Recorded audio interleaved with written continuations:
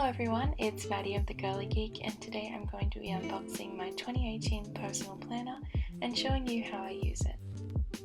If you're not interested in watching the unboxing and just want to see how I use my planner, skip to the timestamp shown on the screen right now. So you may or may not know, but I used a personal planner last year in 2017 as well, and I got a bunch of questions about my system that I use when planning, so I thought I'd sit down and film this little video for you, kind of explaining it and showing you the different features of the planner as well.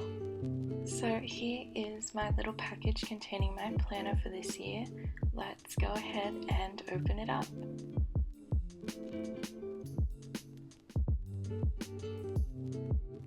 So here is everything that was inside of the package, and as you can see, there are a few goodies that come with it too. When we lift up the plastic cover of the planner itself, we look inside and we have an elastic closure, a clear plastic ruler, a plastic sleeve, and a fun little sticker sheet with heaps of functional and colourful stickers to use in your planner too. These are all items that come with the planner at no additional cost. So one of the things I love most about Personal Planner is the high level of personalization that they offer you, especially in aspects such as size and colors and designs. For example, this is the wide range of sizes you can choose from for your planner. I personally use the A5 size because it's nice and compact for bringing to uni with me. Another great thing about Personal Planner is that the covers are completely customizable. They have a wide range of preset designs that you can choose from, or you can upload your own picture or design like I have. So this is the cover of my 2018 planner. I designed it myself. It has lovely text saying 2018, some pink polka dots at the top, and a nice marble splice down the bottom with a rose gold heart at the back. And it's pretty much the same on the back, but without the rose gold heart or the text.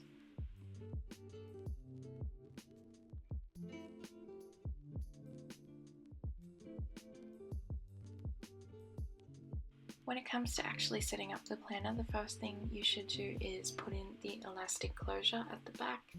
It's pretty simple. Basically, you just pop these little metal bits into the holes on the plastic cover, and then you're done. I like to use this not all the time, but especially when I have my planner in my bag, just so the pages don't get damaged. It keeps everything nice and neat and together.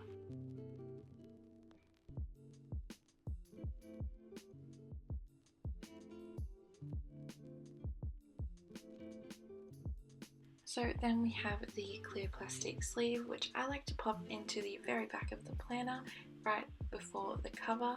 So it has perforated holes, so you basically just need to use your finger and pop it right into the spiral, and it slides in pretty easily.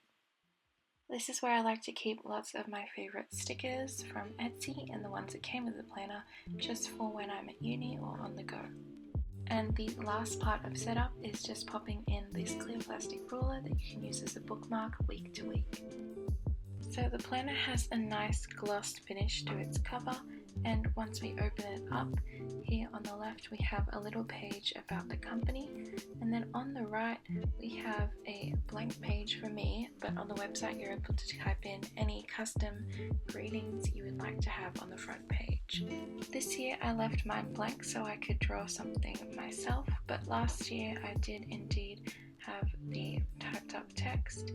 It just basically said 2017 Daily Planner, my name, and then at the bottom it had some contact details in case my planner got lost. Then when we turn the page, we jump straight into the first weekly spread, which is for the last week of December, and then the next page takes us to the first monthly spread of the year, which is January. So obviously here we have the month at the top and a full-on dated calendar below. And over on the right side we have a lined section for any other notes you want to add yourself. So here's a quick look at the other months of the year. And then we jump into the first weekly spread of the year. I do love that Personal Planner offers a wide variety of weekly spread layouts for you to choose from. There's obviously vertical and horizontal as well, and then different components of each one. I stuck with exactly the same layout I had last year in my planner, so I have the days of the week vertically, and then below that I have hour by hour scheduling and then a notes section with lines at the bottom. Another thing you're able to do with Personal Planner is choose a bunch of extras you'd like at the end of the planner. You have a bunch of options from coloring pages, Sudoku puzzles, world maps, address books, and things such as that you can select to put in the back. I've just chosen a yearly overview for 2018 so I can put in important dates, exams, appointments, etc. and just have a clearer overview of my year. And for the rest of the allotted pages at the end, I just went with a plain square dot grid so that I could put in my own things like lists and notes. You can also choose from ruled lines or squared lines, but I like dot grids best because they're the most inconspicuous, but they also now is the part you've all been waiting for, my actual planner system. So I'm going to be comparing my new 2018 personal planner and showing you what I did in last year's planner and how I'll be using it again this year. So here is one of my monthly spreads from last year. As you can see, it's a different pattern for the header. I wasn't too happy with last year's one, but you can always cover it up with some scrapbook paper or washi tape like I did over here. What I tend to do is cover up the large month at the top just because I'm not a huge fan of the colour and it looks a bit intrusive. I like to write my own and do some nice illustrations along the top as well. Then what I like to do is take some stickers that have the dates on them and cover up the plain text just to spruce it up a little bit and add some colour. I got these off Etsy from Sugarloop Studios and I use them on every monthly spread just to make things look a little bit nicer.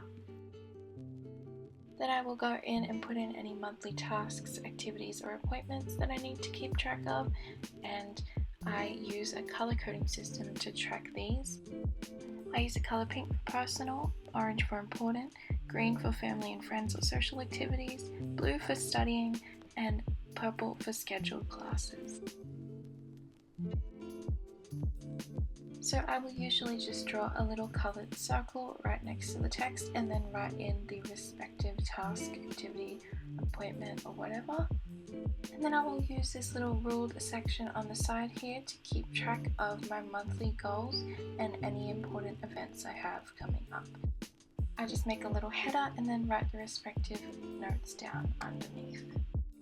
I schedule some things ahead of time, as you can see over here in purple, like scheduled classes I have for the month, but for the most part I do things as I go and as I fill out my weekly spreads as well.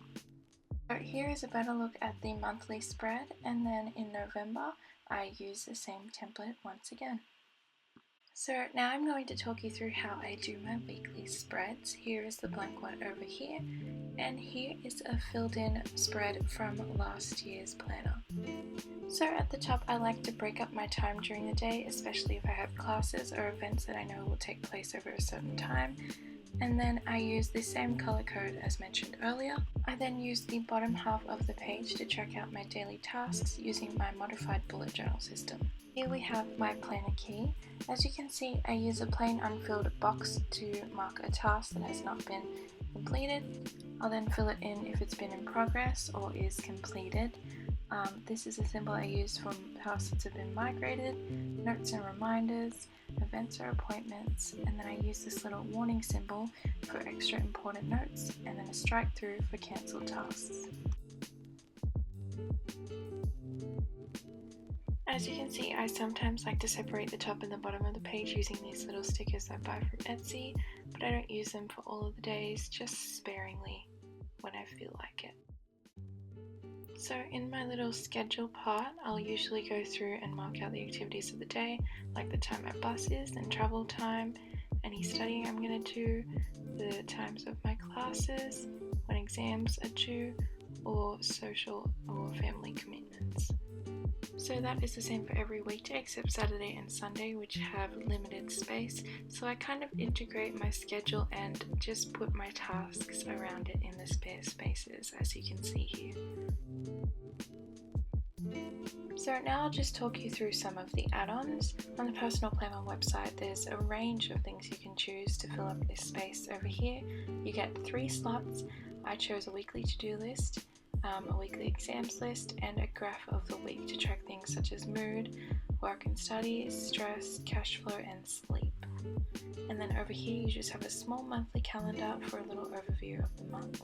So that is how I do my weekly spreads, and here are some examples of some more weeks, which are all pretty similar, following the same kind of algorithm that I use. That's pretty much it for this video. Thank you so much for watching. Let me know in the comments if this was informative, and also what kind of planners you like and what features make it really usable for you. I'll be sure to respond, but make sure you give this video a like if you liked it, and please subscribe if you want to. I'll be back with a new video very soon, but see you for now. Bye!